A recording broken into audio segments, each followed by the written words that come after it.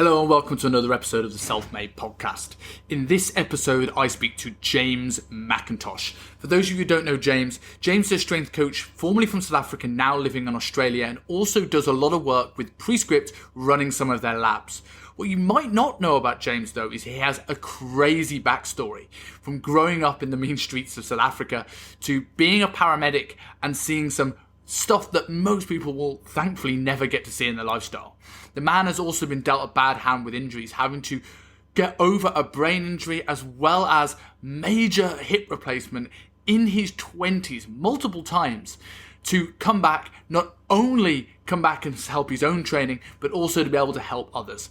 In this episode, we talk about the moments that changed us as men, how we view society and how it treats men these days, and how this is changing. We talk about a number of things here, including the Me Too movement, men in cinema and TV, and then we delve into a little bit of his backstory in terms of how his struggles, what made him break through, what he considers being a man to be, and the advice he would give to somebody else, whether it's a younger version of himself or his own son moving forward. This is a fantastic episode, especially for the men out there who want to sort of get some clarity on what it is to be a man in today's modern world.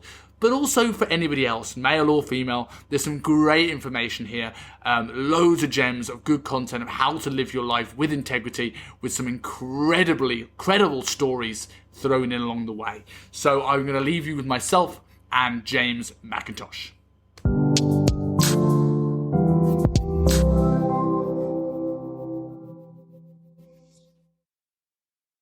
So we spoke we spoke previously on Instagram about ideas and bouncing ideas for this topic, and we had the idea of what turned us into the men we are essentially. And I thought it was a really good topic to get you on the show, because I had Jordan on a couple of weeks ago talking about nature and nurture, and from a nature perspective, in terms of your upbringing, you've had one hell of a crazy life. You've had 10 people's lives within I don't even know how old you are, but in the time that you've been on this earth. Yeah. So taking this a start, just giving an overview. Obviously you're from South Africa. What is it like growing up in South Africa? Because I've heard it's such a dangerous place. Yeah, I know so many South Africans and they're all seem relatively numb to it. It's just standard practice. It doesn't bother them. Do you feel that was a tough area or not? So you know what the interesting thing was and is to me in terms of growing up within South Africa, and you hit the nail on the head there. It's we're so numb to it. We don't actually understand until you're exposed to what normality is in terms of a safe environment. You have no idea what actual dangers you're living in a constant period of time. And it took me, surprisingly enough, moving over to Australia and immigrating or moving out, took me about 18 months to come down from that state. It was the strangest thing for me. I couldn't quite understand why.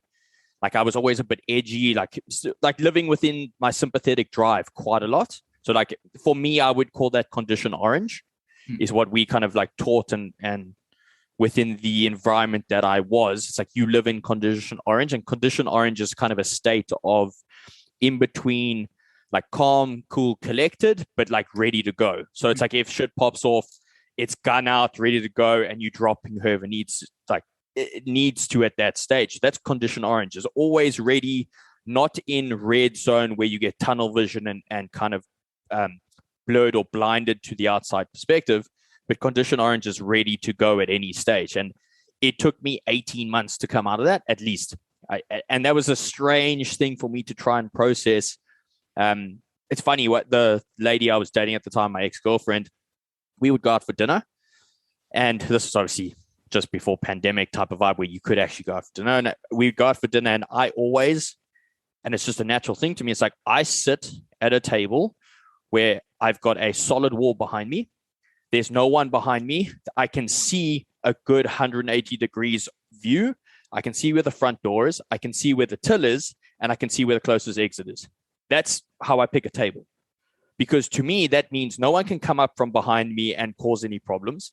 I can see the till, because what generally happens in a robbery or of some sort is they go straight to the till. I see where the entrance is because I know where they're coming from. I see where my closest exit is. I know how to get myself and my girlfriend out of the environment. That's how I used to live every day. And that was just natural. Yeah. I lived like that. That's what I did. I'd go out for coffee with my mom. I'd do the same thing. I'd sit at I'd walk around shopping centers and the same thing occurs. You walk to your car. And the immediate thing you do when you walk to your car, it's like you're not fucking around with anything in your hands. It's you have your car keys, you unlock your car, you're not playing on your phone, you're not digging in your bag if you're kind of alert from that perspective. You're looking in your environment as like, is there someone suspicious around my car? Isn't it in a place that's reasonably lit? It's like what happens is you unlock your car, you get in the door, you close the door, and you hit the lock button. Boop. So that no one can come up and quickly open the door and carjack you, because that's what would happen. It's like, so that was my natural day and my natural living. So going back to your question, it's like you're so involved in it and indoctrinated in it when you grow up that you don't realize how abnormal that actually is. And it sounds strange hearing it and actually speaking it. It's like if anyone in South Africa listens to this, they'll be like, "Oh, you're over exaggerating. Like it is normal." And it's like it's not. It's honestly not. Now coming to a very safe environment. Australia is very sheltered in that perspective. Just the animals that could kill you.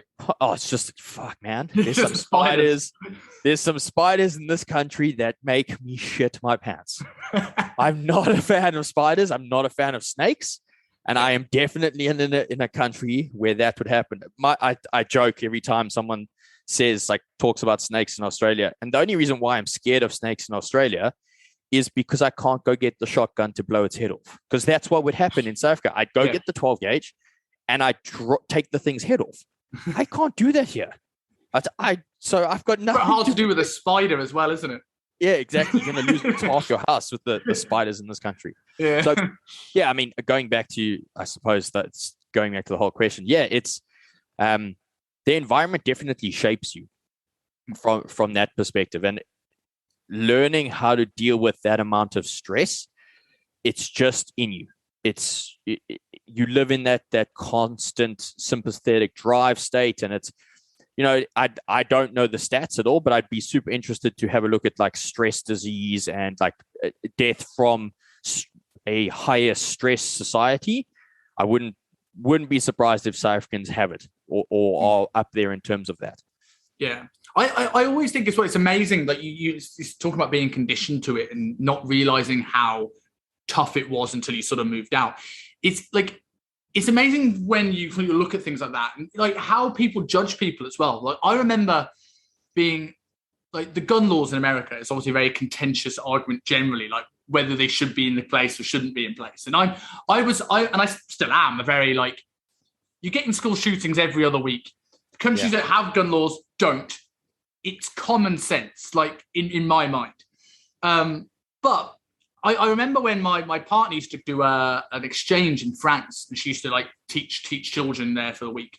And there was a girl coming from the States doing it, and she went, "I never considered the gun laws a problem, and I was pro gun laws because everyone around me just had a gun. It was just the way it was. And then I go to France when there's no guns, and I'm like, oh, is this what safety feels like?" And she just didn't know until she moved away and then went back and went, yeah, these shouldn't be here. And it makes you think, like, rather than judging these people, it's like, yeah, you get used to what's around you. And it's, it's why I recommend everyone to travel, I think. It's the perspective of those different environments that you'll take. It's like you start to appreciate or actually get a true representation of the environment that you're in when you travel. It's like I personally haven't done a lot of traveling. I've gone to the States when I was a lighty, a young kid. Lighty means young kid in Afrikaans, essentially. It's slang. And that's kind of it. In Australia, like I've been here twice. Second time was obviously when I moved over. But that traveling perspective or that exposure to a new environment allows us to really look at the perspective. Like I look at the perspective of being in this safe environment that I'm currently in versus being at home. It's like currently right now, what's happening in South Africa is we have periods of what they call load shedding. So load shedding is essentially a timed period within the day where the power company, which is a government-run institution, cannot provide enough power to the country. So it shuts off areas of the country for time periods within the day.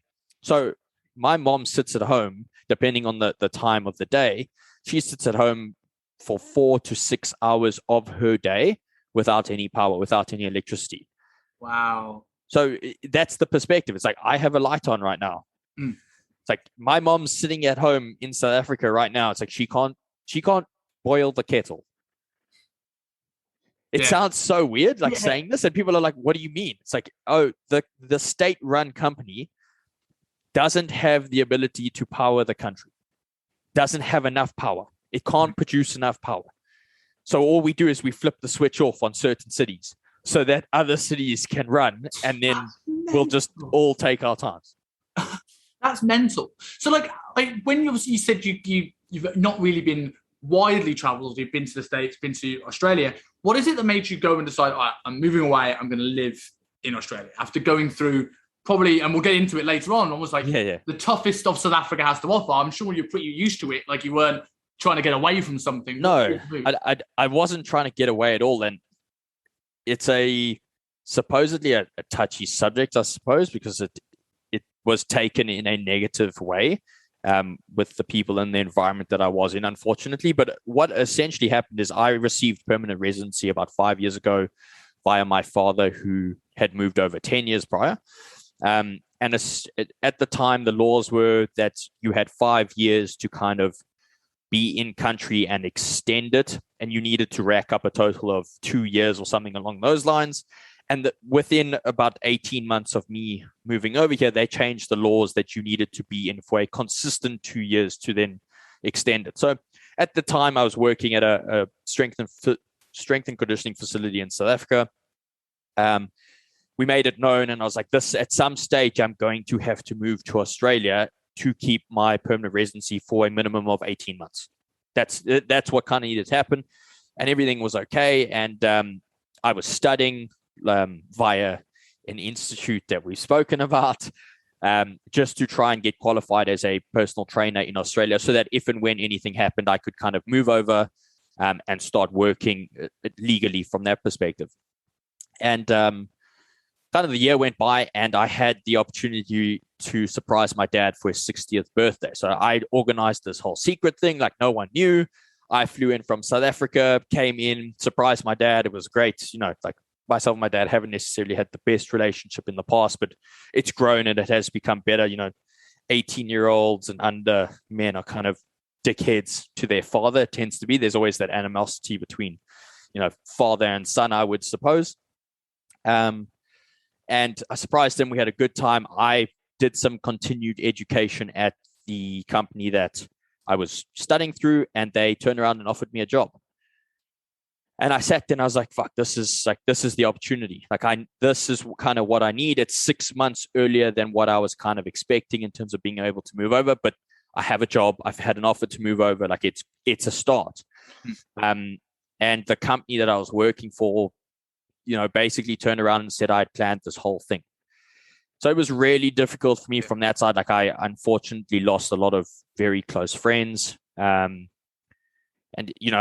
I went home, I packed up my entire house, sold everything off in about 10 days, moved, managed to do everything, and got on a plane and said goodbye to my one best mate who's now currently in Cyprus, my mom, and I left. That was it. I got on a plane and I fucked off. I think going into this sort of the topic of the podcast in terms of the characteristics, how did you feel? Because I feel like some of the biggest moments in my life, the biggest breakthroughs I've had as an individual that's matured me is the times where I've said yes to something important and then worked out how to do it later. Like my move to Hong Kong, I'd never been to Asia, and I was like, yeah, I'll go to Hong Kong, and I just got on the plane and went. When I started at the company I spoke about before we went there. I lived in Wolverhampton, if you don't know, the UK, but right in the middle of England. And this was London. So I had to do a 2.5 hour commute every single day for 6 days a week, which may not be much in South Africa, I don't know. But no, that's a lengthy period of time. Yeah, so that's a decent amount of time, right? And like those things, like they forge you as a person because they teach you work ethic. Like, how do you feel like, obviously assembled that from previous employment stuff. Yeah. What did you learn from that process of just being able to like jump at an opportunity in a different country and just go? If it's not fuck yes, it's no. Yeah. Like that's kind of how it was. This opportunity came up and I was just like, this is it. So it's like, I made a plan. Like, yeah, I joke, and I've joked to all my friends and kind of partners in the past with South Africans tend to make a plan no matter what it is. Like, we'll say yes and then work it out while we're going. It's like, there's that saying of like, just go fast and break shit. It's like, that's kind of how we live to a certain extent. We'll fix it as we go along, but that's it. I jumped at the opportunity because, unfortunately at the time, like I looked at the country and the state of South Africa, and I want a family. I really do. I would love to have a family. I'd love to have a loving partner and a wife to kind of, look after from that perspective and have kids. And I sat there really evaluating my life and kind of everything that I'd gone through, especially in the last 18 months before moving. And I sat there and I was like, this is not the environment that I want a child to grow up in. So it's like, if an opportunity were to come about, it's like, I can't say no. I have to jump at this opportunity. Like, I've got a visa that's expiring. Like, that's my ticket out of here. And it came about and I was like, well, I'm selling everything and going. Like, that's pretty much what occurred. And I think the work ethic and the jumping at opportunities like that, for me, honestly, came from my grandfather. My grandfather was a German kind of defect. Like, his father had driven in a Volvo from Germany just before the war with his mother, and like it's a really strange fucking story. Landed up somehow in South Africa, and my grandfather's work ethic was like second to none. And that's like, I learned a lot of that just from his, like, how he portrays himself and how he carried himself through life. And to me, like, he taught me that you make a plan, you get it done. Like, if you commit to something as well, it's like you do anything and everything you can to honor that commitment. And that's, we kind of spoke about it, but like, that's where integrity came from. It's like, that's, to me, as much as I've made mistakes in my life, and like, I'll be the first one to say I have made mistakes and I have probably acted in ways that wouldn't make me proud to look back on and say that I was thinking with integrity at that time. But I really try and strive every day to uphold and live within some form of integrity, because I think that's like the backbone of what we should be doing, especially as men. Like, I feel like men these days do have it tough. We do, honestly, and without getting into the whole semantics of like toxic masculinity and all those types of things, I truly believe that if more men were to really strive to live with a degree of integrity and really like think about every decision we kind of make to align with staying true to who we actually are, we'd have so much less shit going on. We wouldn't have toxic masculinity, because toxic masculinity is men who aren't living within their truth, are not living towards what an alpha man is. And what I mean by alpha man, I don't mean a man who disrespects women and like is overpowering of females and asserts themselves from that side, because that's not an alpha. That's not a man in my eyes. Like, that's a pussy. It's like, you need a fucking hit across the face, and you need a genuine wake up call of like, you are tarnishing the name of men by acting in that manner. And that's, like, I don't speak up about it as much as that, but that's, I truly believe like that's a lot of what our problem is as men. And that goes into mental health perspectives. It goes into, men not being emotionally mature from that side. There's so many like carry-ons and snowball effects from this one toxic masculinity paintbrush that we've kind of all been painted with. And it's more men need to focus on living within their values and living true to their values. And whether that might not necessarily be integrity, it may be whatever it is.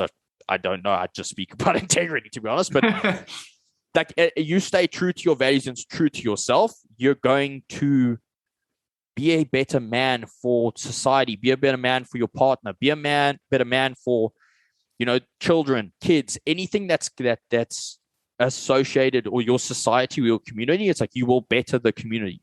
So it's like, why the fuck are we not doing it? I think when you look, I'm glad you like defined what your view of both an alpha male and toxic masculinity is. And I think when we look at integrity and how I would define it, it's not necessarily having every decision being the right thing, never making mistakes, not, living. No, that's not it at all.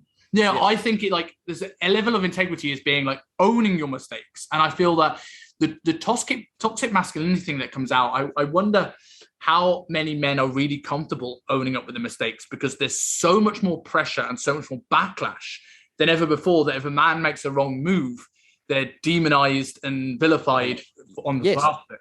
Yeah, and you're 100% correct in terms of that. Like, integrity is a it's a blanket approach that kind of covers many aspects, I think. And like you just said, it's like owning up to your shit. One, as a male, female, child, whatever you kind of want to look at, owning up to your shit sucks. It sucks. We never want to admit that, one, we're wrong or we've done something that isn't right. It's like no one actually wants to do that. But now more than ever, men need to own up for a mistake or something that they didn't do that was true to their values or true to who they actually are, who they are trying to live. And I think that in itself it's integrity, but it's now starting to act in accordance with who you genuinely are. Yeah. And if more people did that, both male and female, because, we understand that there is the masculinity energy of females and divine, all of that stuff I don't know enough about. I just know it gets thrown around before someone fucking cancels me for some shit. Yeah. But, I have nothing wrong with women being masculine within their energy, but I also do feel that can tip to the scale of also becoming abusive and becoming a scapegoat in terms of your actions. It's like you're not living within your masculine energy if you're a dick. It's like if you're being a dick, you're being a dick. You're not standing up for your rights, etc. You're just being a cunt. Yeah. Like that's it, to be 100% honest. And this is the thing that's the sort of, for me, the big, I don't know if it necessarily got as far as you, but I'm sure it probably did, but the big Me Too movements that happened. And obviously this has obviously taken a big kick up recently with the horrendous things that have happened in the UK with Sarah Everard and things like this. And this is something my partner's very much got herself involved in, and rightly so. I think women should have a right to be safe, and any man that is going against that or doing anything that makes a woman feel unsafe, as you said, deserves a clip around the ear. 100%. I mean, and as being as masculine as I would like to think that I try and live within, you touch a woman or you touch a child, that is a no-go to me. Like, I don't think I've really ever shared this, but it's like, I put my gun in a man's mouth who raped a woman. Do you know how close I was to blowing his fucking brains out? It's like, that's how much it enrages me. It's like, I made him taste the metal slide of my Glock. It's like, I made him chew on it because I was that enraged around what had occurred. It's like, to me, that's the no. Like, you rape, you abuse a woman, you want to see me get to the point of wanting to slash someone's throat, just tell me that you've done that. And like abuse a woman or mistreat a female from that perspective, I see red and it's game over. It's like that. And it's been more and more apparent to me that I have an issue with that. And it's something that I've kind of like delved into, like with my psychologist and kind of tried to look at the root cause around that. And it's like, my psychologist is like, I have this like image of what masculinity is, or what being a true man is. It's almost like a religion to a certain extent. And it's very old school with a new school touch. So it's very old school in the perspective of like, a man needs to be like there to support his wife, like look after his household, be caring, and like actually be what a man is. Like, we kind of get painted with that brush, like be hard, be physical from that perspective. But at the same time, understand that you respect females. So I'm not saying like, let's be cavemen and fucking grab the chick by her hair and like take off into the cave. Like, that's a no to me. But it's almost like using ancient philosophies of what a man is mixed with the new school technique of, I would be more than happy if my partner earns more money than me. It honestly doesn't matter to me. But you know what does matter to me? It's like, I will do the man things within the household. And, people can shout at me and say this shouldn't be a gender thing, whatever it is. But at the same time, my wife asked me to clean the dishes, which I fucking hate doing. I will clean the dishes. Like, I don't see anything wrong with that. But what I do see is it's wrong if you paint me with the brush of being, too masculine because I feel this way. And it's like, I want to look after my partner. I want to be the protector. I want, like, if shit pops off, my wife's getting behind me and I'm taking on the challenge. I'll take the rounds to the chest. I'll go forth and try and look after my family. I see nothing wrong with that, but I see society demonizing that. It's like, what is wrong with that? You took the words out of my mouth, and that's the thing that I find with I would consider, in a way, I would consider myself a feminist in a way that similar to you, this old school masculine approach with this new school way of respect. And as I said, I want to, have a world where women can have a position of power. There's no pay gap. There's these opportunities. And I do feel that sometimes in a society, especially throughout the pandemic, where things have become more divided than ever, that this often the few ruin it for the rest. Like, what ruins me getting involved in really supporting women's rights is the women that say, it shouldn't be a masculine thing to be a provider. When did me looking out for my family become a bad thing? Exactly. Yeah. Exactly. And the same thing with I say with the Me Too movement, the women's safety. Again, there's no argument that this is a very, very important cause. But when we got the thing, it was like in the UK, we had this not all men thing. And I got a lot of backlash for saying, I don't agree with this. And it wasn't because I don't feel that more men shouldn't speak up for this sort of thing. But as soon as you should be almost saying to the men that aren't dickheads and rapists, like, hey, we need your support. Let's do this together. Let's make sure that everyone is safe. But it became a bit more of a men are the problem. I was like, no, specific men are the problem.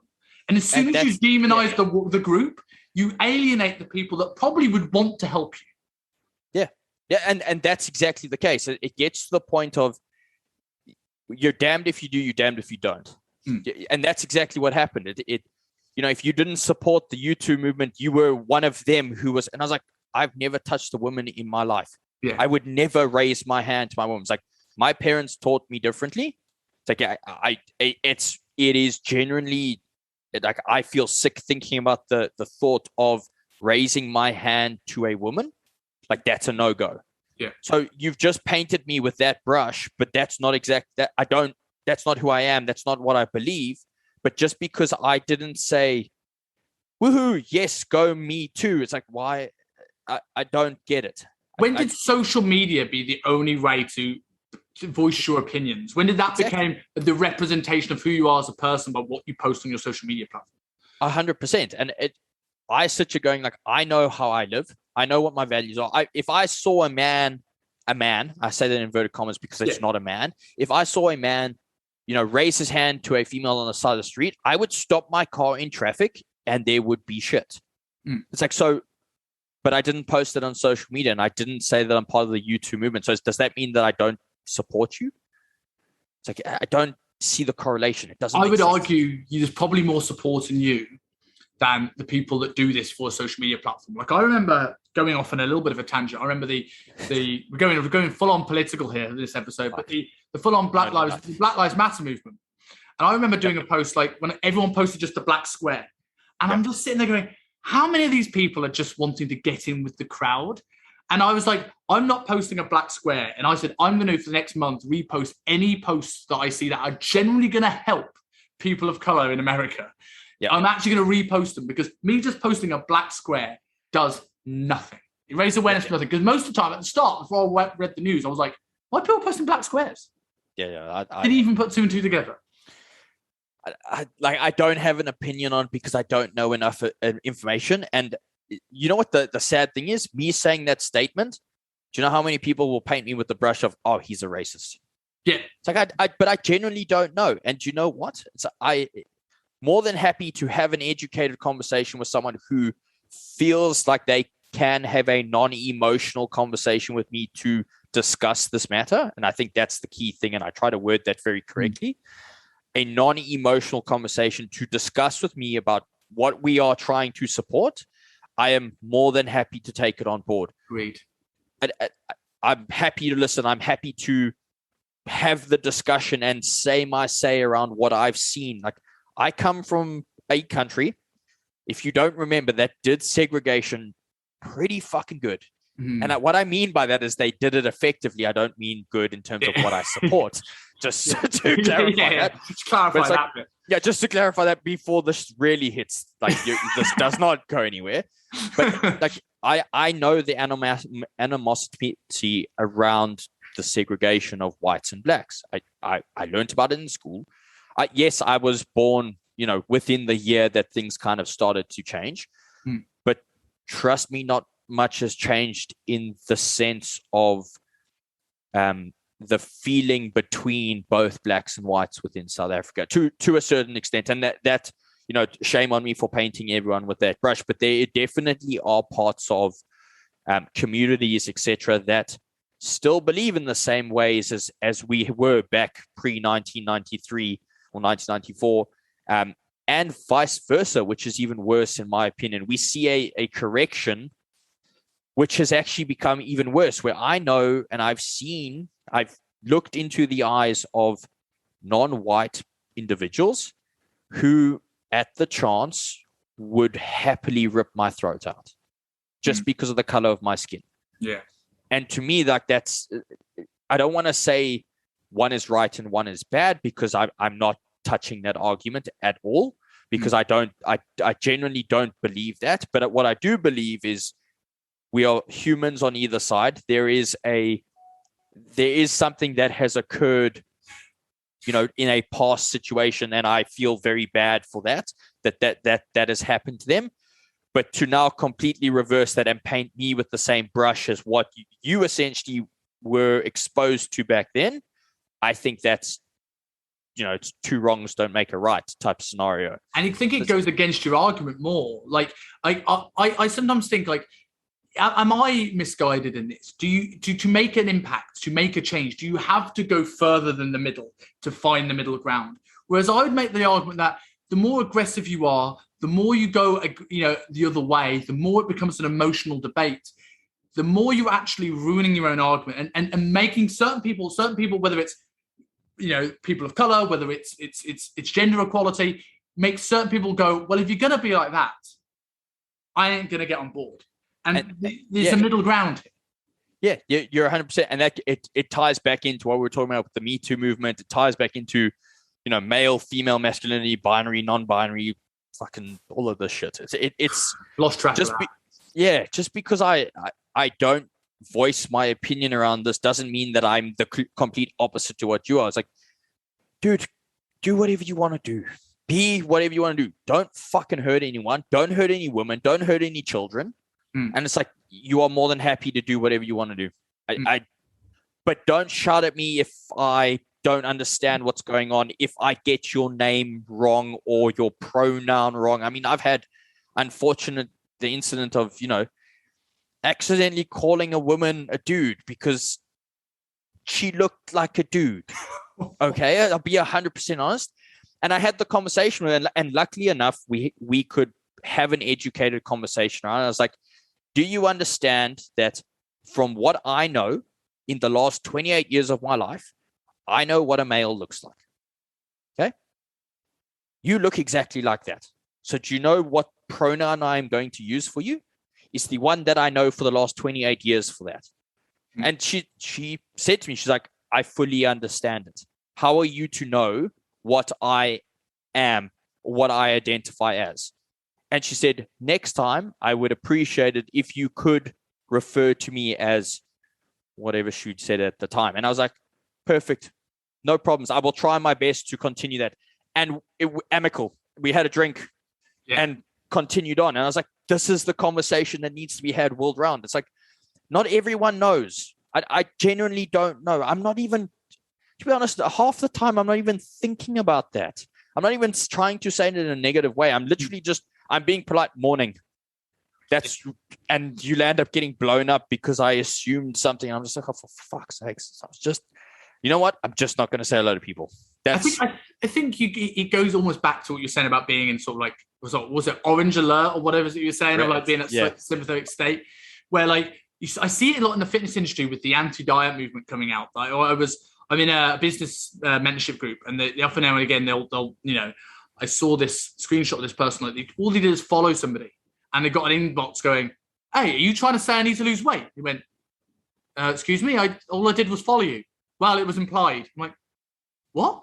And like, it's like, where do you sort of go with this? I think people are sort of in this world now. I think it's born out of fear, and how segregated we are, where everything's getting censored, where people are now just living on edge. And it's harder to have those conversations because people's always on that sort of alert. Everyone's sitting in condition orange around like, am I going to say something that's going to offend someone? Am I going to jail? Am I like, what's going on here? It's like, I knew we had a problem when Mr. Potato Head had to change his name. I was like, okay, guys, we've got the fucking problem. Like that's a genuine concern. It's like the potato has now had to have the Mr. taken away. And I was like, okay, fuck. Like, what's going on? Have you seen the latest James Bond movie? No. Oh, okay, I'm not going to spoil it then, but I'll try and think of another example. But like you look at the change in cinema in general, where male role models, whether they're good role models or not, we can make an argument in the James Bond's case whether he's a good role model for men. Oh, he's a fucking legend. He's got such a good name. So yeah, I'm the biggest Bond fan you'll ever meet. So I agree, he's a good role model in so many ways. However, I think now we see Hollywood sort of push away and marginalize male role models because they want equality. And I can't remember who I heard this phrase from, but I loved it. It's like, to be truly inclusive, you bring more chairs to the table. You do not kick the legs from the chairs that are already there. And I wonder how many, what is like the elimination of male role models in the media? I wonder what it's going to do to male mental health even more in the next 10 years, where men now have no one to look up to. Well, not just no one to look up to. It's you're now not going to know.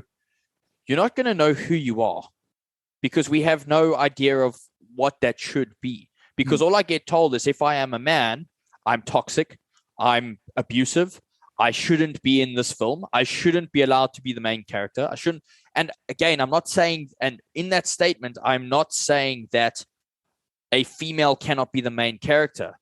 What I am saying is like if we get told that males can't be the character, can't be the main person that's, in the limelight, it's like we kind of automatically assume that a male is now irrelevant.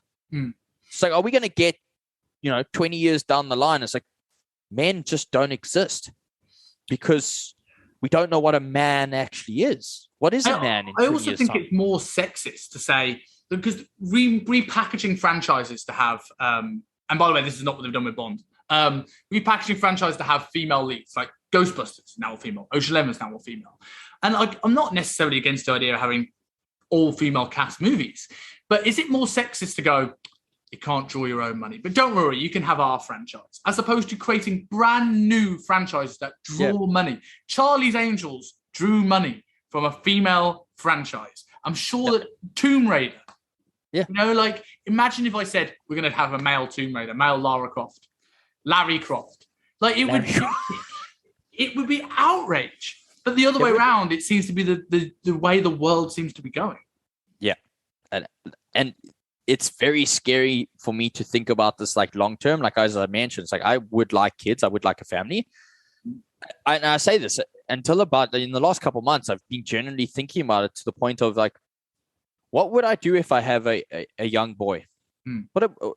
How do I allow them to be into society and not let them get completely annihilated? Like the only thing I can think of, and we've kind of spoken about, it's like as long as I live my truth and I stay within integrity and stay within my values, then I know that I will be hopefully doing a good enough job for my son.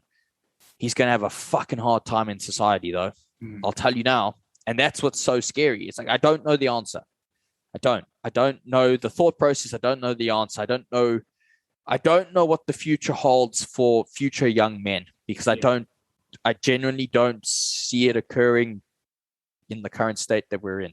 And I think people are so caught up in making a change for things that have happened in the past, and people have been pushed out, marginalized, not got an opportunity in the past. And while those things are great, people are missing the fact that, okay, yes, there is still maybe a bigger issue with having more inclusion of people of color and women in whatever, getting female sport up to the same level as men's sport. But when more people pay pay-per-views for female sport, MMA is getting pretty close, then there's going to be more opportunities. But I feel that, we're not seeing the trends of maybe it's not at disastrous levels yet for the effects on men, but this is only going to get worse over the next 10 years. Yeah, I genuinely believe that. I see it from the mental health perspective of men. And, I've got a mate that I chat to about this every now and then. And so he's actually an ex-military commando. And we had the conversation. I'm not going to mention his name just because there's medical details and stuff involved. But he took an explosion to the head, or they assumed something along those lines, and landed up damaging his hypothalamus. So he landed up actually having low testosterone.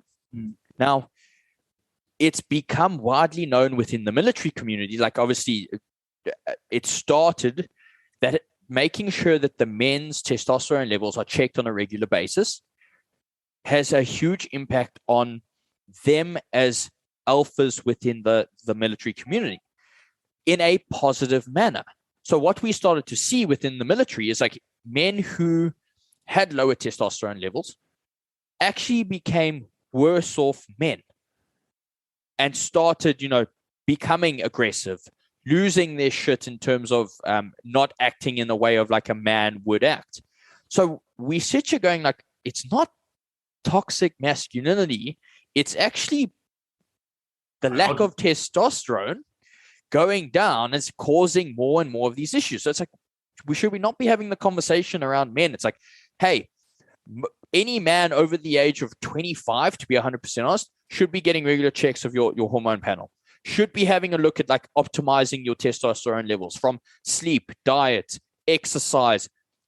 If that has to be medical intervention, I'm all for it. At the age of 25, to be 100% honest, we know over the last every 10 years, it's something 100 nanometers or milliliters per in your blood unit that we're dropping from a normal testosterone level of men.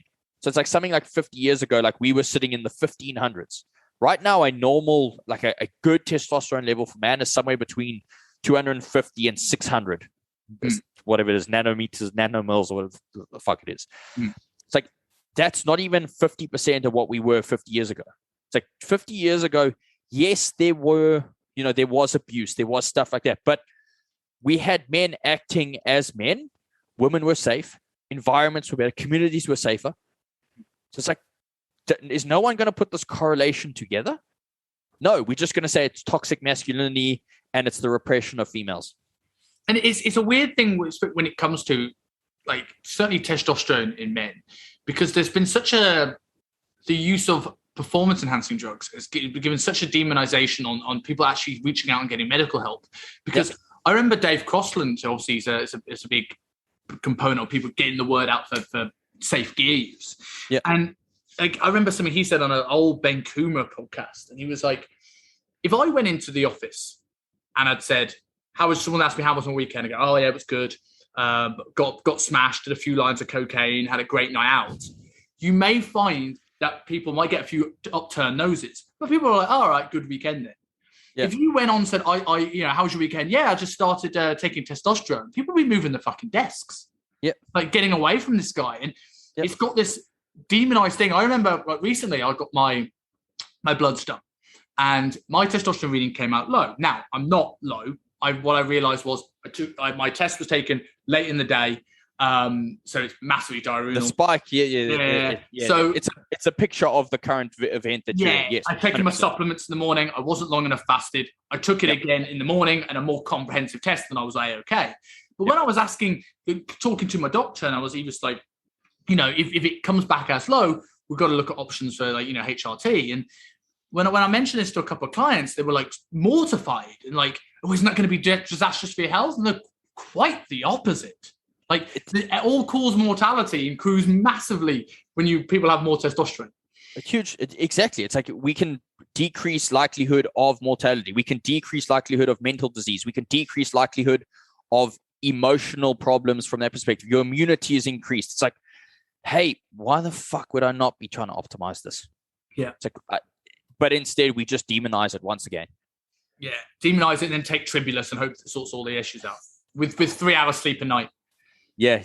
Don't fix the actual symptoms behind it. Just treat I had a saying from when I was a paramedic in South Africa. It's treat the patient, not the monitor. It's like, and that's a standard saying. It's like you treat what's in front of you. You don't treat the symptoms coming up on the screen.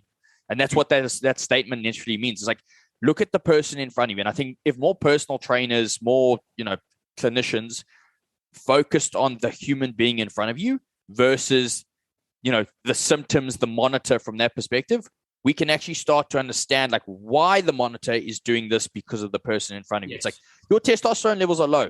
How many hours of sleep do you get a night? 3. Maybe that's why. Like that's the correlation that we start to see from that. It's like,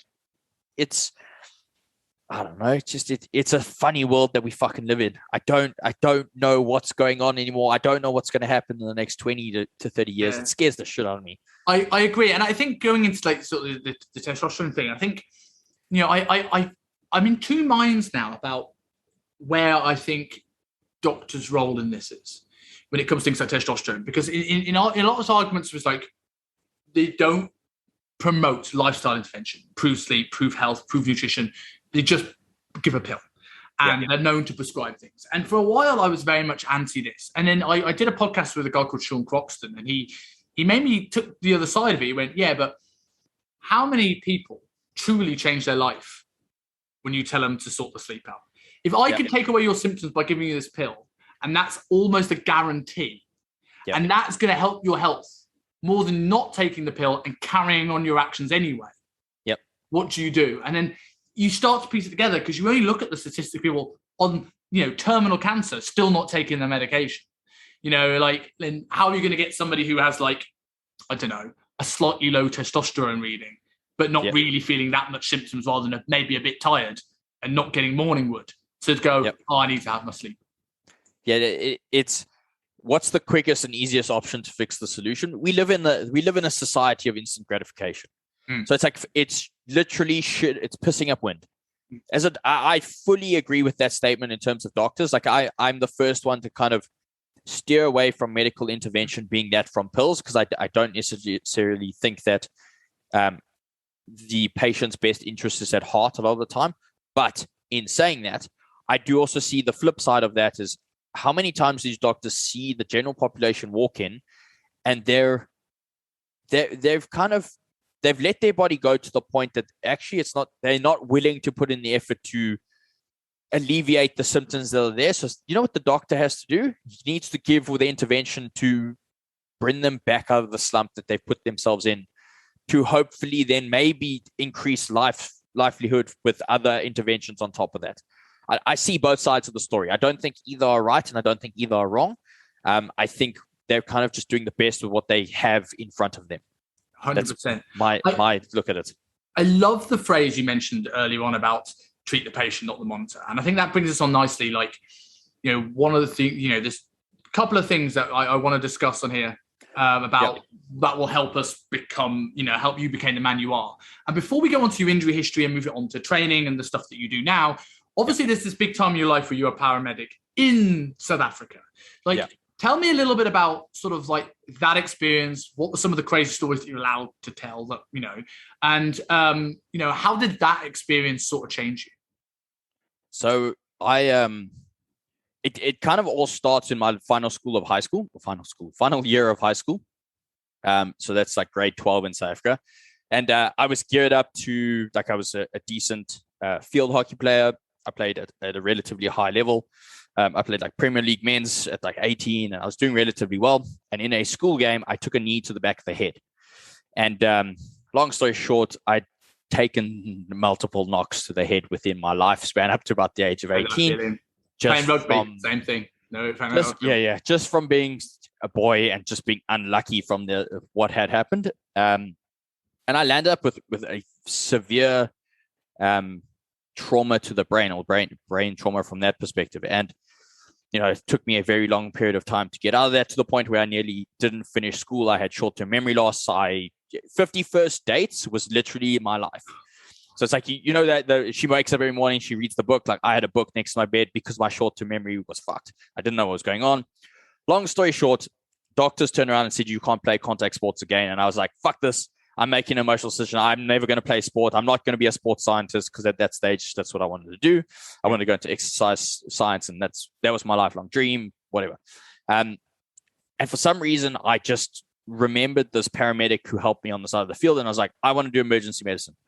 Like, my parents were like, this is not, they supported me, but at the same time, it wasn't the best likelihood. It's not a very respected profession in South Africa. It's not a very good profession in terms of longevity. Mental health is very bad within the profession. Lots of drug use. Pay is extremely low. You're not necessarily looked after as a paramedic. It's difficult. Anyways, started off going through like a short course, university, became a licensed, but what they call the basic life support. So that's like your low level. You can drive your ambulances, treat your patients. You've got a decent amount of drugs, and you can kind of make a difference if that were the case. And I started working, and I worked with my partner that I became best friends with, who's now in Cyprus. And like my first shift, I think I declared 4 people. So it's like my first shift at the age of 18, I declared 4 people dead. It's like that was my introduction to being a paramedic. So at the age of 18, I'll tell this story. We were at a racetrack. We had been requested for an event at a racetrack. So you have to have medics at certain events. We were at a racetrack, and we're sitting at the start of the racetrack of motorbikes, superbikes. And for some reason, my partner turned the ignition on the ambulance. And I looked at him, and I was like, Chris, what are you doing? He's like, I don't know. He's just like, we were causing shit and talking cock and just being, 18-year-old. He's 20. So 20-year-old and an 18-year-old in an ambulance, just causing shit. He turned the ignition on, and he's like, oh, and I was like, fuck, I got a weird feeling. This is strange. And the bikes were doing a running start. So running start obviously means that they're not all lined up. They kind of do a lap of the track. And as the flag gets dropped, everyone kind of goes, and it starts while you're moving, running, essentially. And what had happened is guy let loose, and he kind of put too hard down on the throttle, whipped up and flipped the whole bike. And as he came back down, he hit the ground, base of skull fracture. So the back of his head hit the tarmac, and his 16-year-old son, who was racing with him, his father and son is what we found out, into the back of him and killed his dad. I was first on scene. So we literally had just within 15 seconds, Chris had started moving forward. We had parked just in front of this full crash. There was 10 bikes down. This bike, I ran to the first one. I jumped out the back, and I remember kneeling over the patient. And I remember looking at his helmet and looking at his visor, and it was red. It was just red. So essentially what had happened is a base of skull fracture is he severs the spinal cord in the back of his head. And it's pretty much instant death at that point. Gushing out the nose. So you have cerebral spinal fluid that comes out the nose, out the ears. I scooped him. So there was a nurse on board with me. She was kind of a bit panicky from that perspective. We scooped him up in a scoop, put them in the back of the ambulance, and just started riding to the clinic. I got on top of the bed, felt for a pulse, no pulse. I was like, fucking started pumping chest, managed to get the helmet off to kind of get oxygen in. Couldn't get a proper seal over the guy's face because what had happened is with the amount of blood coming off, the rubber on the silicone of what we call the BVM, or the bag valve machine or device, whatever it is, to provide oxygen to the patient. Couldn't create a proper seal. And what was happening is as she was squeezing the air through the bag to give him oxygen, she was just creating a airflow to push blood up and out. And I just was covered. I was literally head to toe covered in this man's blood, pumping chest as hard as I can, just trying anything and everything. So we quickly got him went through full resus, drug veins, adrenaline, kind of the whole works. And unfortunately, that was that. And at the age of 18, my first death, my first resus, essentially, I had to walk up to a 16-year-old and tell him that he hit his dad and killed him. And that was my introduction to being a paramedic.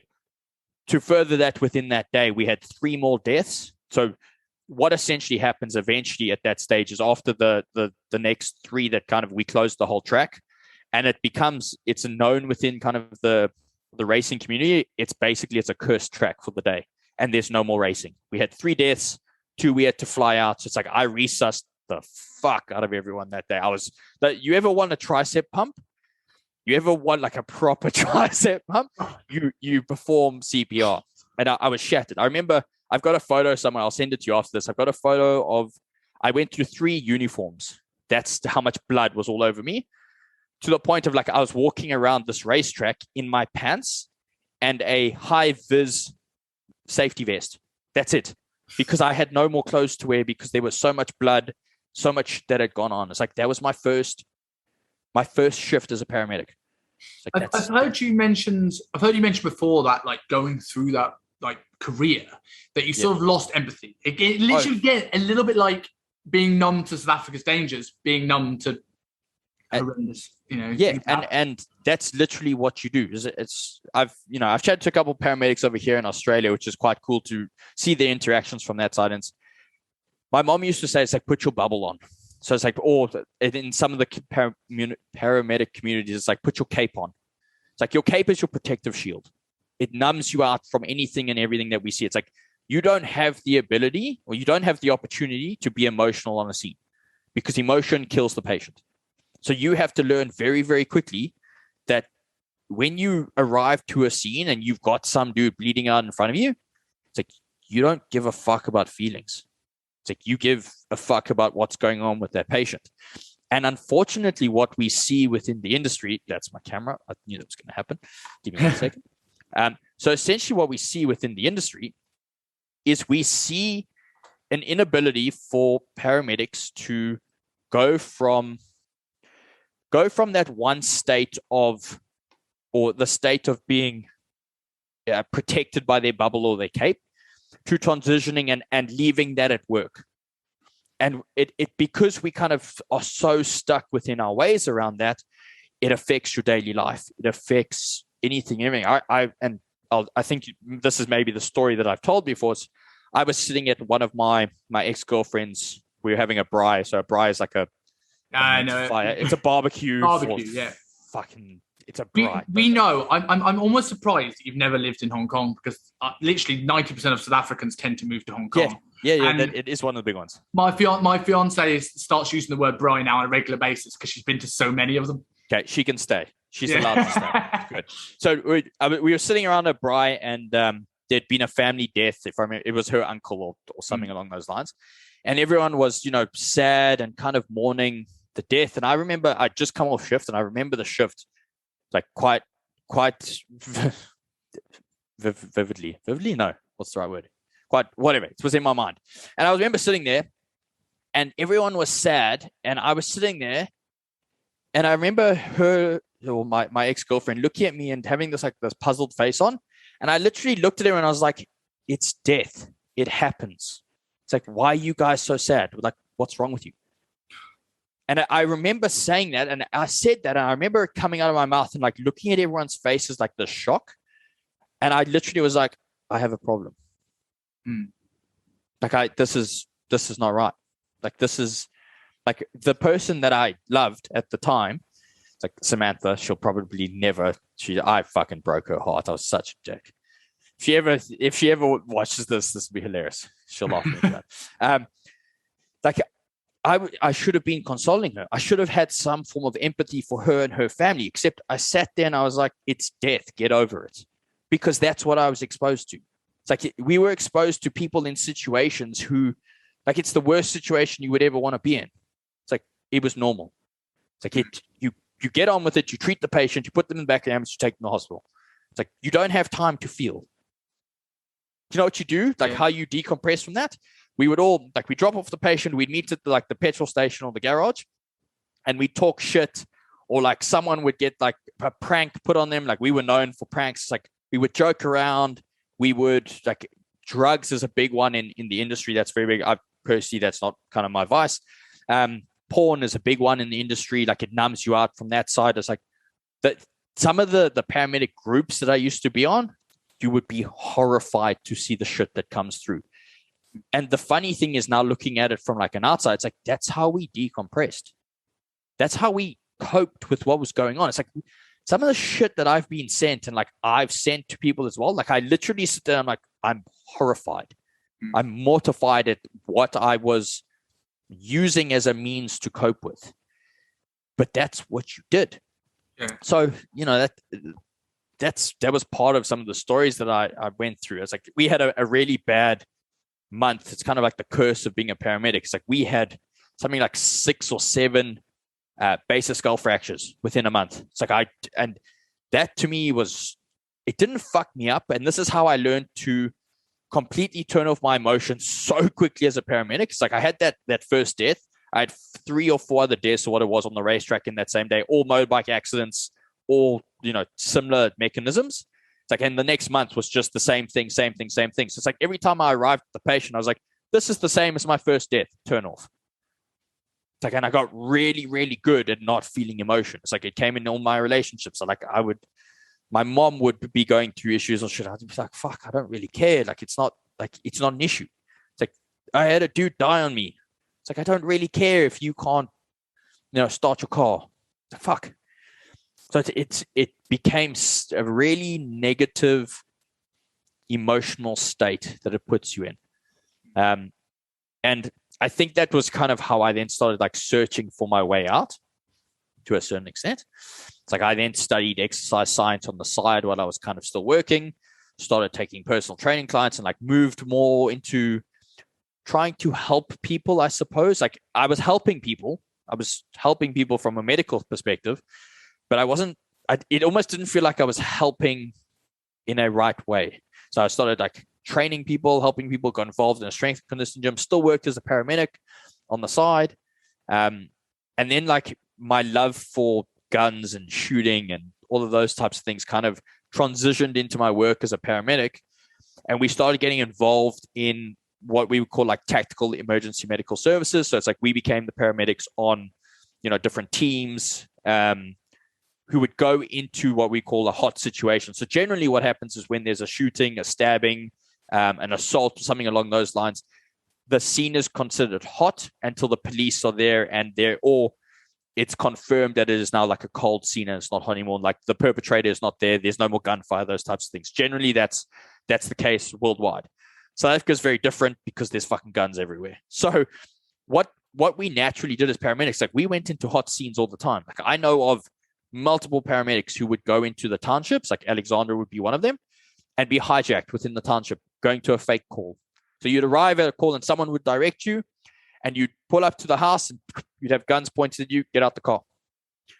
And you'd have all your possessions stolen from you. It's like, and you were there to try and help people. But what they had done is they'd put in a fake call to get you there to steal everything from the ambulance. So it's like that became the way of paramedicine.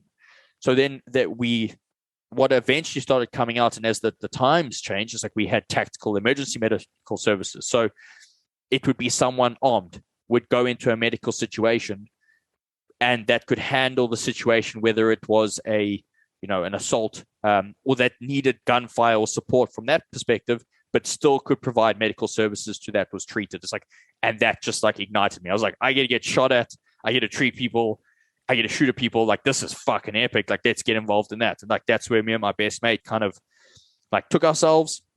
We got involved in that. We got involved in anti-rhino poaching units at the stage. It's like, man, it was fun. Like, I miss it. Thinking about it now, like, I miss all of that stuff. Like, I'm just addicted to the adrenaline from that perspective. Like, it's so interesting to hear you talk about missing an environment where, I remember you talking about on Jordan's podcast about actually getting shot when you're doing the anti-rhino poacher units. And yet you still miss that. Like, like it's one thing I was going to ask you earlier about seeing sort of some of this stuff. Like, because you're allowed to shut off your emotions, do you remember like vividly, like some of the many of these scenes. Like I remember when I saw Hit and Run, and I remember that face better than most people that I've been friends with for years. Yeah. And like, is that still the case with everything? Is that all in the back of your head, or is it? Yeah. Or is it you see so many that you sort of, other than the first one, it sort of blends into one? It kind of it has degrees of severity. So it's like I remember the more severe ones, and I think as your time as a paramedic kind of goes on within the livelihood of your career, it's like the smaller stuff becomes small. But in saying that, like it also depends on the person. Like I know a lot of paramedics who are fathers who will tell you about every scene they've gone to that involves some kind of kid, because that's close to that's their environment, that's their heart. Like their heartstrings got really pulled on. And as paramedics, it's just one of those things. It's like if we know a child is involved, like we go that much harder, like we go that much faster. We go like we push the limits on that. It's like because we know, like we know ourselves in terms of families. It's like that's what we would want for any and every one of us, to hopefully hope that someone is doing that for our child. It's just it was like an unwritten rule. It's like if a kid is injured, it's like you break all the rules.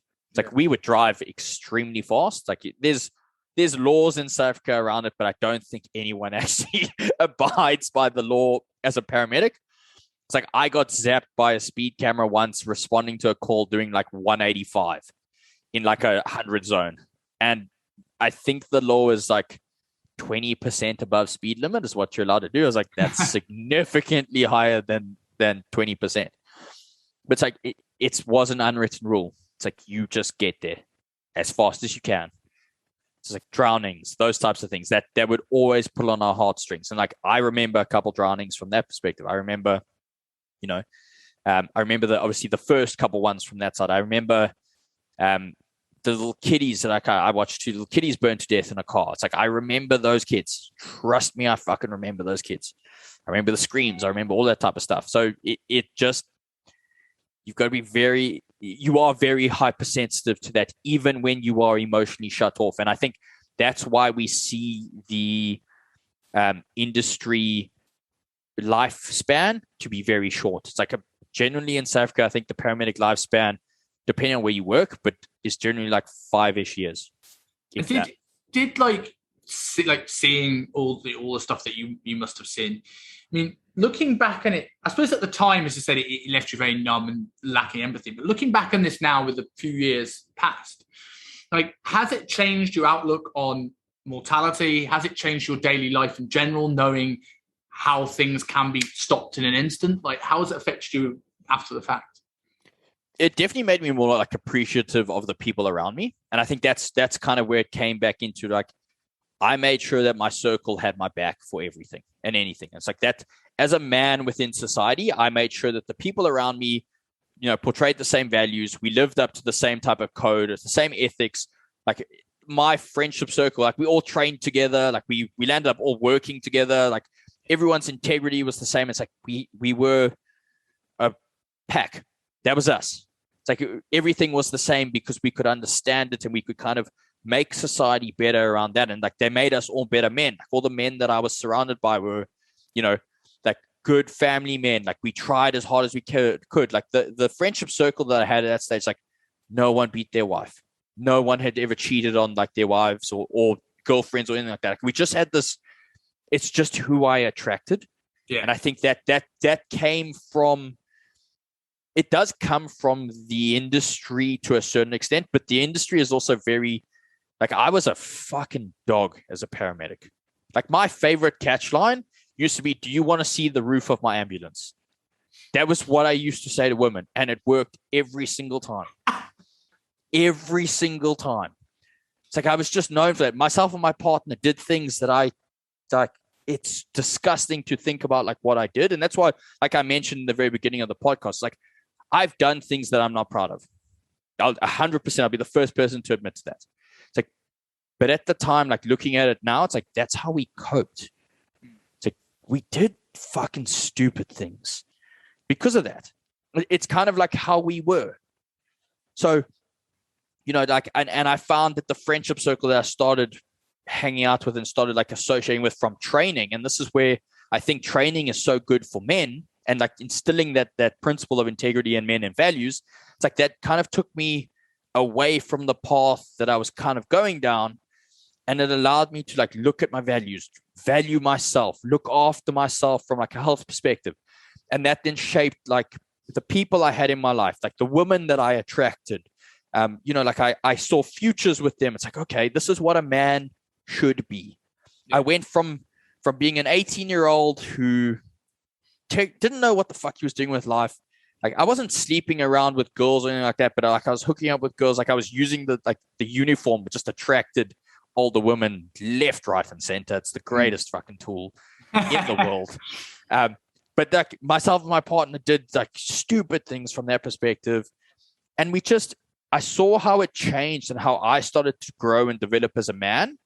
And like I came to this fork in the road of like, you can go down this path as a paramedic and go down and it is what it is, or you can better yourself in this environment, training, looking after your body, valuing the gift that you had. So it's like I was relatively strong. Like I got there, I put in the hard work. Like my grandfather taught me about all these values. So it's like I started really focusing on that. And that's where I drove myself towards that man, or that ideal of a man that I didn't know what it was, but I just had this drive to go there. It's like I'm very thankful for the people that I had around me, because they gave me a very good role model from that perspective. And I just kind of like focused on that, and I really drove home with that. And unfortunately, like I just was dealt a really shitty card in terms of injuries and, those types of things. Like I went through 2 labrum repairs that failed, which then kind of resulted in AV necrosis of head of femur. I then had a full hip replacement at the age of 21. So it's like I came from competing at Commonwealth Champs in 2015 to a year later having a full hip replacement, not essentially leaving my competitive career behind. Didn't really know where I was as a man in that stage. Like I was in so much pain from the second labrum repair. Like I remember my ex-girlfriend at the time, Nicole Hall, just like I did things to her that no woman kind of deserves from an emotional perspective. Like nothing in terms of like, abuse or anything like that. But I was in so much pain and going through such a hard time around the situation. It's like I was depressed. I couldn't, like, lying in bed was painful for me. Like I couldn't do anything. Like we couldn't be intimate. Nothing could occur. And I just pushed her away from that perspective. I remember the one day, and that's why I have him, my golden retriever. Like he saved my life. And I literally mean this. I was lying in bed. I don't think I've ever told the story. I was lying in bed, and like I was going through so much pain, and I had been in constant pain for like 2 weeks consistently, like a good 8 out of 10 pain. Like I couldn't move, etc. I was like, I'm fucking done. I can't handle this shit anymore. It's like, put a gun to my head. And I was like, this is it. I'm done. I'm over this. This is the only way that I can get over this pain. And he jumped up on my bed. And I remember, like, I didn't call him. I didn't do anything. Like he jumped up on my bed, and I looked at him, and he had this fucking toy in his mouth. He always carries a toy around. And I looked at him, and the thought that went through my head was, if I do this, no one's going to know that my dog is locked inside. They'll know. I don't know what will happen to him. And I put the gun down. Like I just lay with him. And that was it. That was the only time like I thought about it, and I was like, okay, fuck, this is a problem. And I went down the venture of then finding out I was actually going wrong, and landed up with the full hip replacement and kind of going through that whole recovery. And unfortunately, 2 years post that, having to have a revision done because my body rejected the implant, and like going through the whole emotional trauma again with all this shit, and like a whole bunch of other injuries around that. And it just, life kept throwing curveballs at me to just make me a better man, better human, better man. Like understand that life is fucking tough, but we can't, like, you have the ability to be better. It's like you have the opportunity to do better things. So it's like, go for it. No matter what is in your way. It's like like my identity was lifting. I wanted to be strong. Like it made me a good man. It made me feel powerful. Like I felt like I could protect my girlfriend, like the girl Nicole that I was dating. It's like I struggled so much with being injured and going through what I was going through, because in my head, if something were to happen, I couldn't protect her. Like, that's what I thought, because to me, that's how I associated like what being a man had been with. And every single time I went through these challenges, I kept thinking about like, okay, as a man, how can I use this disadvantage that I'm essentially having? Like, it's a disability, it's a disadvantage. If not to shit on people with real disabilities, but it is like I live in pain every day of my life. Like, I can't walk up a hill without being in a significant amount of pain. Like, it fucks with my head. But every single day, like, I'm like, okay, how is this making me a better man? What is this challenge that is ahead of me? How is it going to benefit my wife in 5 years' time, my children in 10 years' time? What am I going to be able to use from this situation? And I'm not saying that everyone needs to go and get injured for this to happen, but I think strength training and having goals around resistance training, like, it allows you to kind of create the same effect. It's like training makes you better at life. It makes you a better man. It makes you a better business person. It makes you better in your job. It's like, go and fucking train. Yeah. It's like, do it. Like, do it. Like, I wish I could still continue. Like, I still train, nowhere near like what I am, wish I could kind of be able to do. But without going through training, it's like, I wouldn't be the man that sits here now. Like, I've gone through fucking hell. But you know what? Like, I don't blame the world for it. I haven't attached an identity to it. I've become a better man for it. Like, I've gone through struggles. Like, I've gone through emotional problems, like, especially this year in itself. Like, I've gone through mental problems that I didn't know that I had.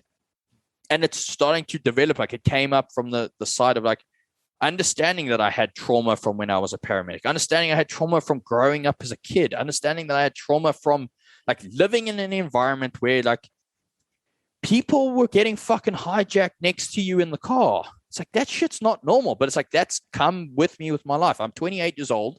It's like, I can't sit around and let those experiences shape me for a negative. I've taken the ownership as the man that I sit here today. And I've gone, those experiences that I've gone through, those life lessons that I've gone through, I will use every single one of those to make myself a better man for society, for my future partner, for my parents, for my fucking dog. It's like, I'm here to be the best man that I can be. And I appreciate every negative that has occurred to me to allow me to see the positive aspect of it. You hit the nail on the head with training. And I had this conversation with a client today in that training is a really unique animal because you can't fake it. You could be the best at your job, but someone plays the game better and gets a promotion. You could really fancy a girl and do everything you can to charm them, and they still don't fancy you. But with training, you generally get out what you put in. And I've seen it so many times. The people who get the best results, it's not about the result. It's not about the six-pack or the PB bench press. It teaches you things like work ethic, we spoke about before. It teaches you diary management, structure. It teaches you how to grind when things are tough. Because like you've probably got a little bit of that from your early age of like having tough things happen to you and having these setbacks. But a lot of people going into training have never, ever experienced, maybe more so in an instant gratification world, never experienced hardship. And this is the thing that teaches them it. And this is the thing that makes them better men. I 100% agree with that. It's like the pursuit of strength is not like this. It's not 15 seconds. It takes forever. It's like you plateau, you struggle. It's hard. It's supposed to be hard. It's like you have to work harder every single time. You want to be a better man? It's like, fucking do it. You have to work. It's like, so if you've, I say this very carefully. It's like, if you've lived a sheltered life, strength training is your best friend. It's like, because it's going to teach you that fucking life is actually really fucking difficult in a positive way. It's going to make you a better man. It's going to make you a better wife. It's going to make you a better female.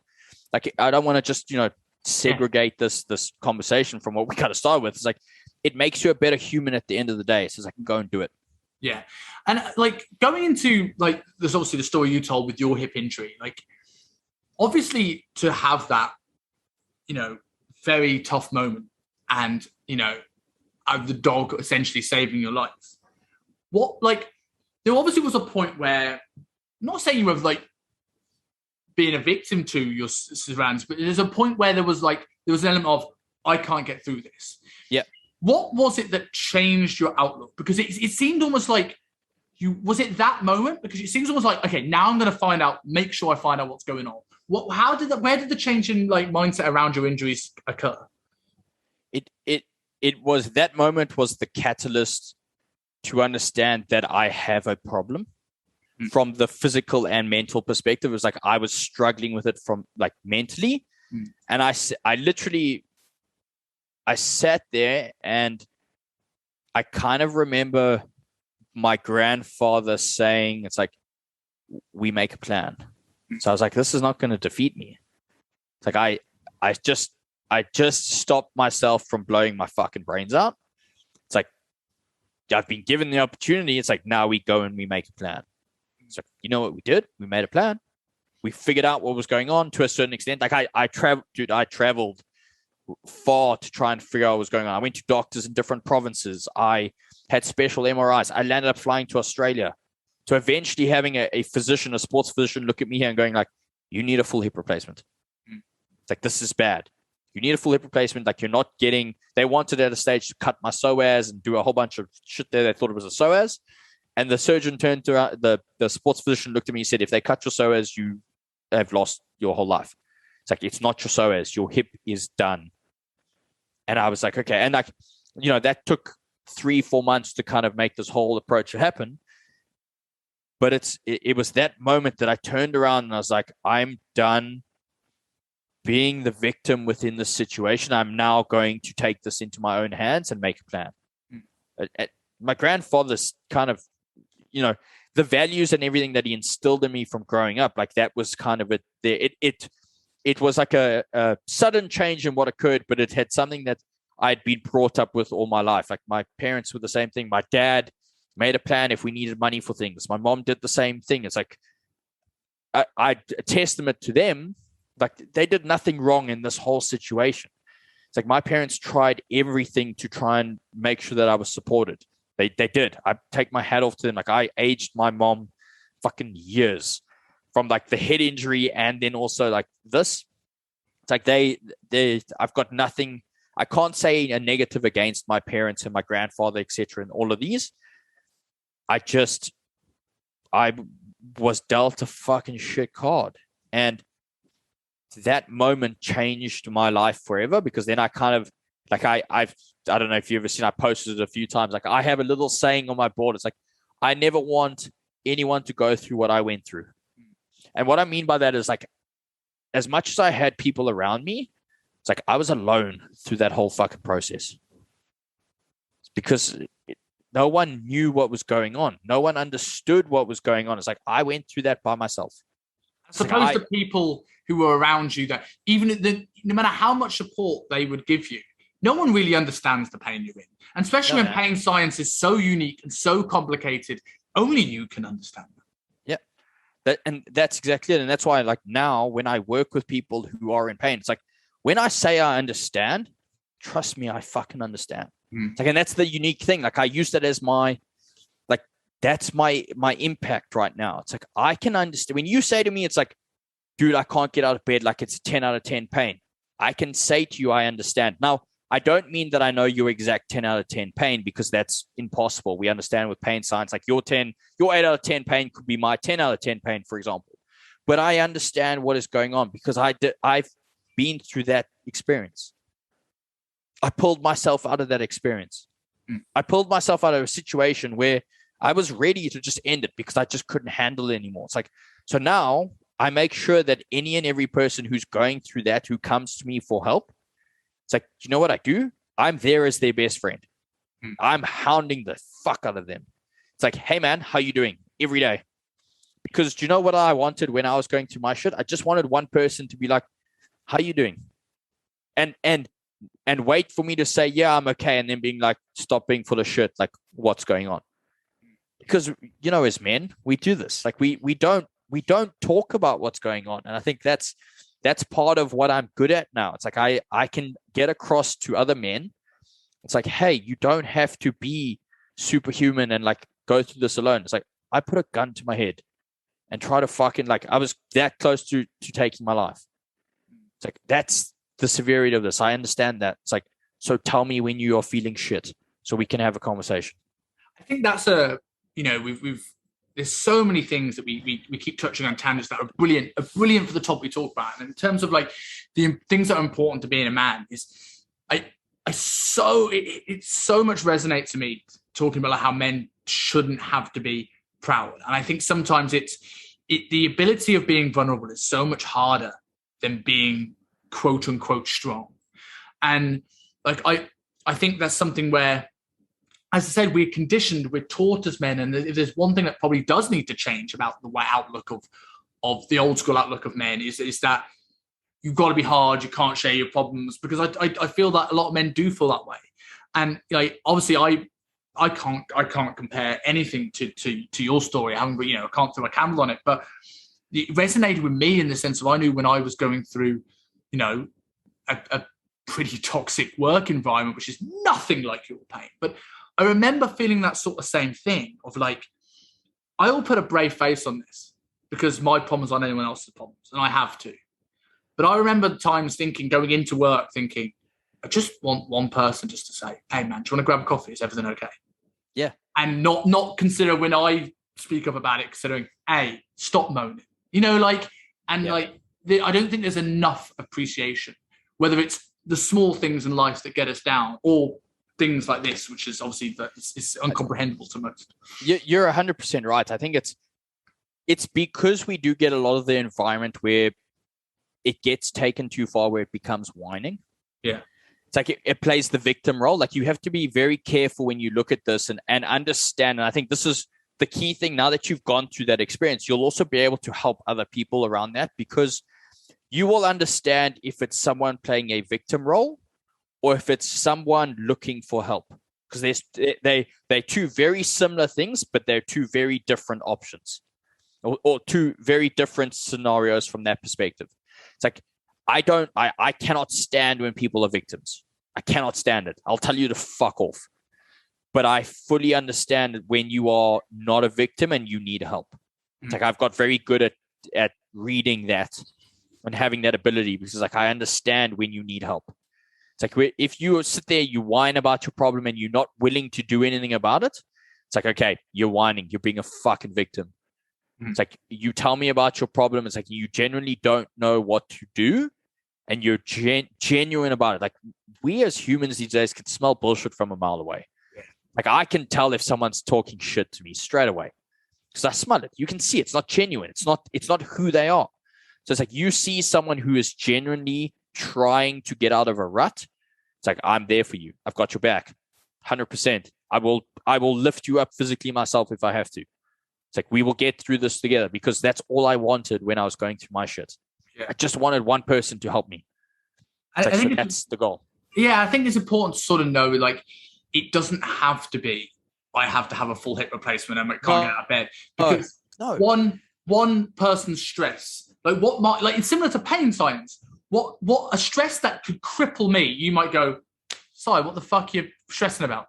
And vice versa.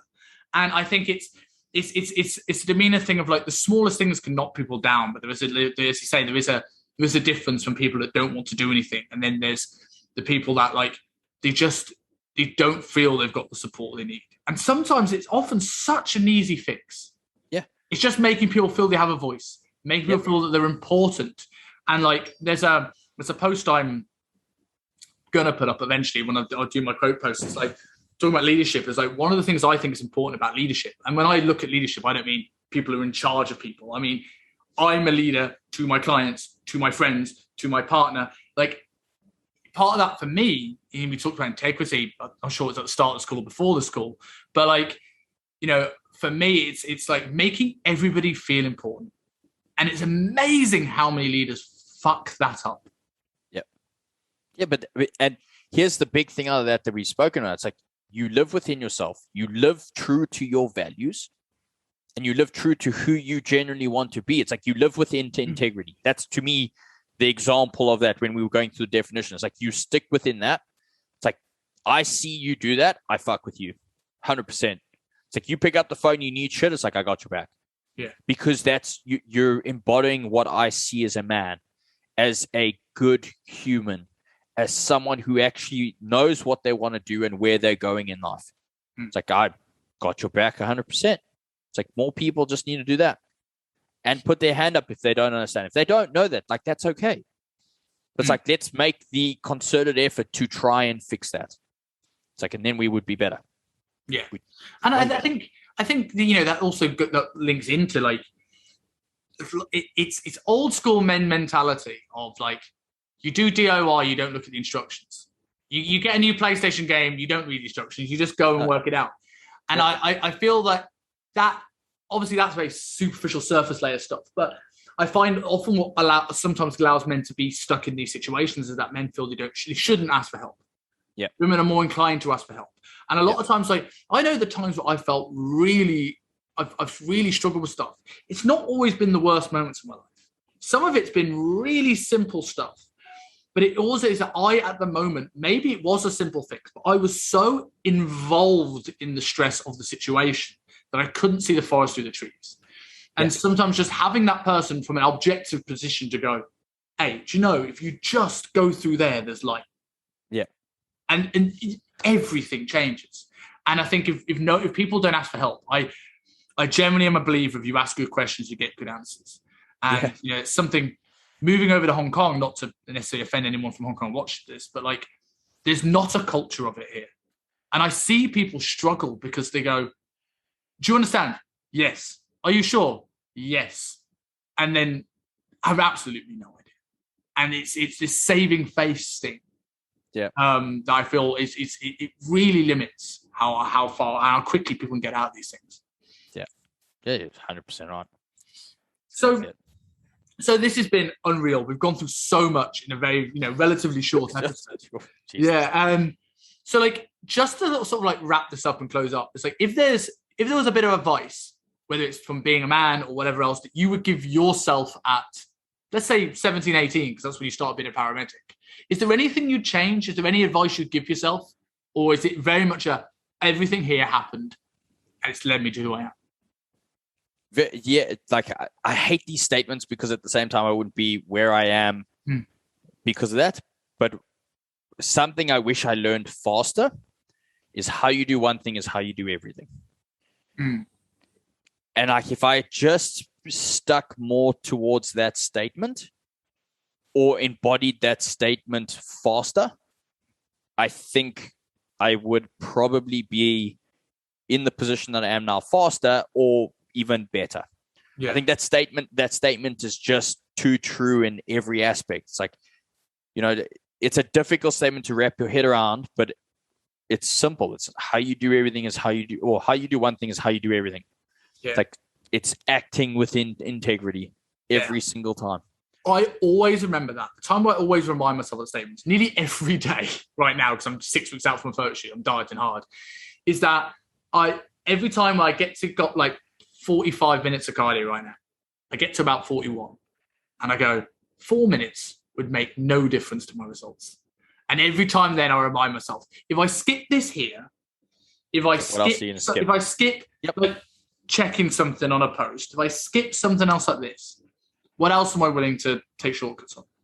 And I think that's a really important lesson.